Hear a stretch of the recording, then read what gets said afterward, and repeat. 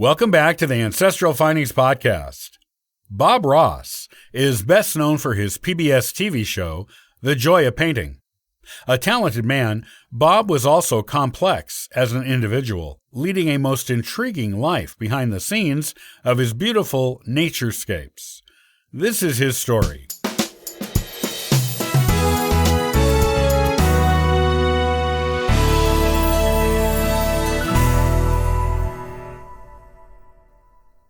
Robert Norman Bob Ross was born in 1942 in Daytona Beach, Florida. His parents were Jack and Ollie Ross. His dad was a carpenter, and his mom was a waitress. Raised in Orlando, Florida, Bob had one sibling, a half-brother named Jim.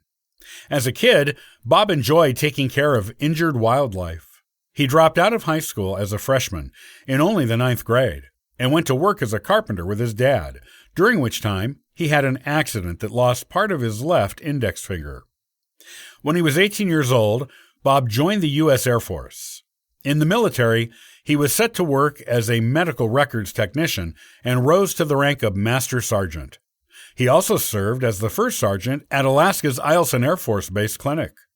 Being born and raised in Florida, this stationing was the first time Bob saw snow and mountains. During breaks at his posting in Alaska, Bob began toying around with painting, doing quick portraits of the snow, mountains, and other natural features he was reveling in while in the beautiful wilderness setting. After leaving the military, Bob adopted his signature soft-spoken voice. He said this was because his roles in the military had required him to be the mean guy, the one who made people scrub latrines and screamed at them for being late to work. He didn't like doing this and seems to have regarded his military role as a persona he had to put on for work there. After leaving the military, he decided not to raise his voice in civilian life. Bob spent 20 years in the Air Force, during which time his interest in painting was piqued, and he attended an art class at the Anchorage USO Club. By the time he took the art class, he had already developed his own quick painting technique and was frustrated with his art instructors, who were much more interested in abstract painting than him. He complained in an interview years later that those instructors would tell the students what made a tree but didn't tell them how to paint one. Bob took on a part-time bartending job while in Alaska, and it was on this job he discovered a TV show called The Magic of Oil Painting, hosted by a German painter named Bill Alexander. Bill used a technique from the 1500s called alla prima, also known as wet on wet. It was a quick painting technique that allowed a portrait to be done in about half an hour. Bob studied this technique from the TV show and mastered it. With his newfound skills, Bob started painting his versions of Alaskan landscapes on novelty gold mining pans and selling these paintings to locals and tourists. Soon, his income from his art was higher than that of the military. He retired from the Air Force as a Master Sergeant in 1981 and went home to Florida. When he settled in Florida again, Bob studied under Bill Alexander in person, joined Bill Alexander's Magic Art Supplies Company, and became a traveling art supply salesman and art tutor. A woman named Annette Kowalski attended one of his tutoring sessions in Clearwater, Florida, and convinced Bob he could succeed as an artist on his own without Bill. Bob, his wife, and Annette put their savings together and created Bob's first art company. The company struggled at first, but soon found its customer base. The company's success led Bob to be the star of his own TV show, The Joy of Painting, which was filmed at the PBS station studio, WIPB, in Muncie, Indiana. The exact way the show came about is somewhat of a mystery, as Bob never discussed it, nor did anyone involved with the show.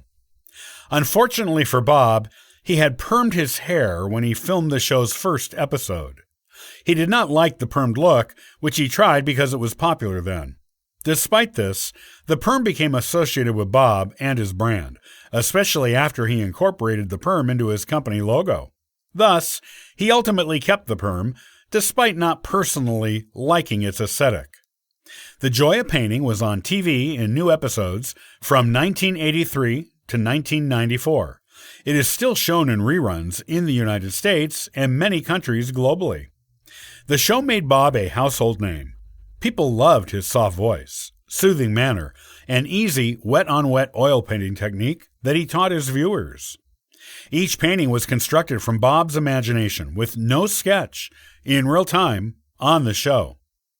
Bob has been compared to Fred Rogers of Mr. Rogers' Neighborhood, thanks to his soft voice and gentle manner. Bob is essentially the Fred Rogers of the commercial art world. With Annette Kowalski and her husband Walt, Bob parlayed his TV show into a line of art supplies, recorded art classes, and in-person classes taught by people trained in Bob's methods. Bob Ross, Inc., the name of the business, became a $15 million company, and ownership of it went to the Kowalskis after Bob crossed to the other side. Bob painted an estimated and quite astounding 30,000 paintings in his lifetime. As for his personal life, Bob was married 3 times.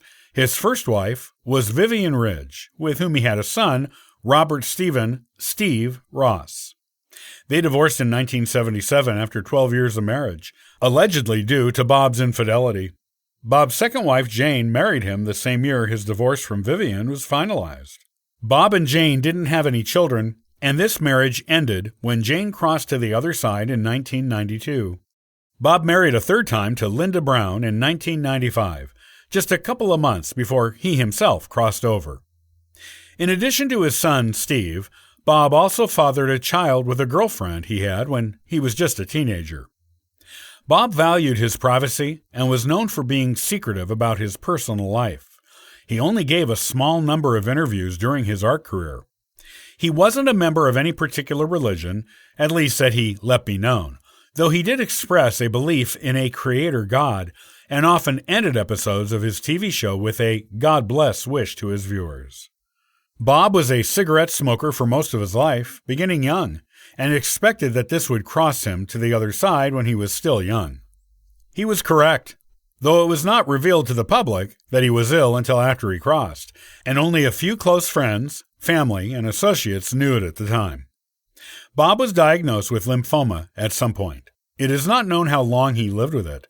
He crossed to the other side in 1995 at age 52. Bob was buried at Woodlawn Memorial Park in Gotha, Florida. A plaque at his grave says, "Bob Ross, television artist." His company is still owned and operated by the Kowalskis today, after wrestling the rights to Bob's likeness from his son and half-brother, to whom he had left it in his will, in court. Under his settlement with the Kowalskis, Steve Ross, a talented painter in his own right, who appeared a few times on his dad's TV show, is allowed to paint and teach painting publicly under his own name, without the risk of being sued by the Kowalskis. Despite the legal disputes between the Kowalskis and Bob's family, Bob remains a popular cultural figure today, and his TV show is gaining new fans whenever it airs. It can be said with all fairness and sincerity that Bob is one of the most beloved figures in the modern art world.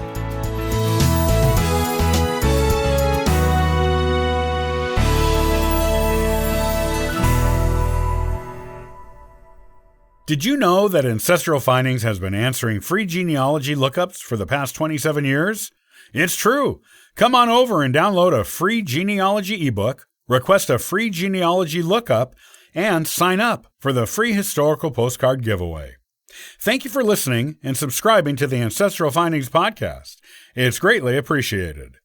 I hope you have a wonderful day and happy searching.